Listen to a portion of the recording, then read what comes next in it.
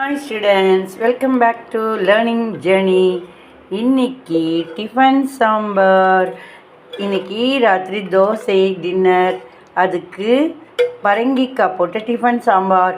என்னென்னா இந்த குக்கரில் நான் டைரெக்டாகவே வச்சுட்டேன். தக்காளி, வெங்காயம், நறுக்கின பரங்கிக்காய், குழம்பு பொடி, உப்பு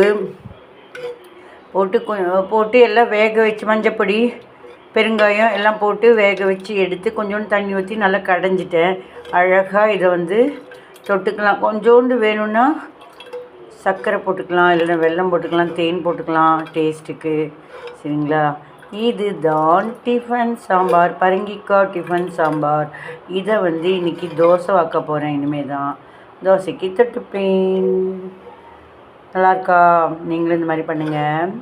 பிடிச்சிருந்துன்னா லைக் பண்ணுங்கள், ஷேர் பண்ணுங்கள், சப்ஸ்கிரைப் பண்ணுங்கள், ப்ளே பண்ணுங்கள், ஆல் பட்டன் ப்ளே பண்ணுங்கள். தேங்க்யூ.